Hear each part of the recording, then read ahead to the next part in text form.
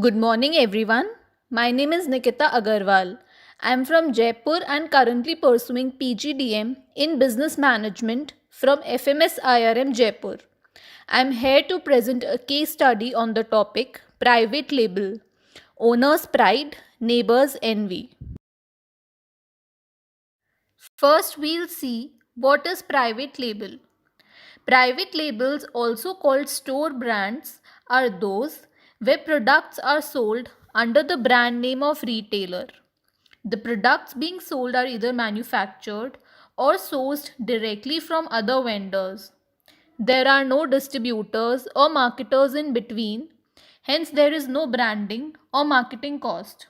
These are popular in FMCG sector, food, apparel, stationery, etc. Here are few examples of private label. Big Bazaar launched personal care products under its private brand Such. Life is a clothing private brand by Shoppers Stop. Apollo Pharmacy sells its personal care range along with other branded products. Groofers, an online store for grocery and personal care products, sells products in its own name also. John Miller is a men clothing label by Future Group. Private label was earlier called generic brand because of its low cost. They were considered inferior in quality, because of which generally people didn't prefer buying them. But today, these are moving ahead. According to a spokesperson from Bharti Walmart, private brands in FMCG, food, apparel, and stationery make over 15 to 20% of sales at Bharti Retail, Easy Day, and other Easy Day stores. As compared to brands, their prices are less at minimum of 4 to 5% to as much as 25%. Thus, against 10 to 15% margin that familiar brands bring to retailers, in-house counterparts garner upward of 15%. Next is SWOT analysis. Starting with strengths, first is low price to customers. Customers who are price sensitive will prefer to buy their products as compared to the branded products. Second is high profit margin. Since there is no branding or marketing cost, the retailers earn high profit. Third is customer loyalty. If customers like a retailer, they generally assume that they have good store brand products and they prefer to buy their products. Fourth is control over the product price. Retailers have full control over the pricing strategy as there are no middlemen involved. Next is weaknesses.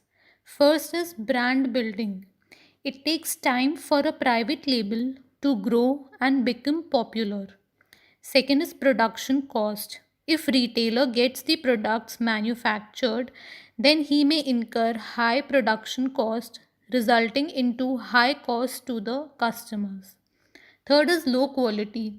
If the products are sourced from other vendors, there are chances of low quality which may bring down the value of the products in front of the customers.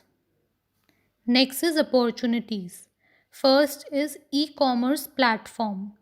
Various private brands sell their products through online platforms like Flipkart, Amazon, etc. Second is digital marketing. To popularize their brands, retailers look up to digital marketing through social media platforms like Instagram, Facebook. Third is inflation.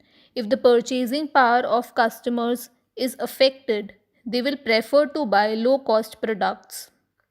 Next is threats. First is established brands. There is a competition from the established brands because they do market research and they're already well established among the customers. Second is competition from new entrants. Various established brands or even the new entrants are coming up with their private brands, giving tough competition to the existing retailers. Individual view. Do you think private labels are here to stay? Why or why not? Yes, in my opinion, private labels are here to stay because Globally in 2019, 65% of people believe that the purchasing a store brand was a smart decision. The old connotation of you get what you pay for has diminished. Third, driven by e commerce and changing consumer preferences, sourcing activity for private labeling is up 158% year over year. Fourth, economic recessions are a big driver of private label growth as shoppers need to make cost savings. Customers who are not brand conscious and looking for quality product at low cost prefer private label. Next, there are three main categories of private label products: personal care, supplements, and food, with food as the most established offering in case of private labels. How would COVID 19 impact on these private labels? Businesses and individuals everywhere are in some way experiencing the effects of coronavirus outbreak. Because of shortage in the availability of branded products due to transportation and manufacturing shortage, sale of products of private label has increased, especially cleaning supplies, sanitizers, face masks, groceries have been benefited. People who cannot afford high quality products will go for low cost private brand label products. Also, PM Modi appealed to the nation that be vocal about local products. That is, he asked the general public to purchase local products and to help the local retailers in place of branded products. Conclusion: growing market share and increasing variety of private label consumer packaged goods is now a global phenomena. They are often positioned as low cost alternatives to regional, national, or international brands. Such brands are generally less expensive than national brands as the retailer can optimize the production to suit consumer demand and reduce advertising costs. Thank you.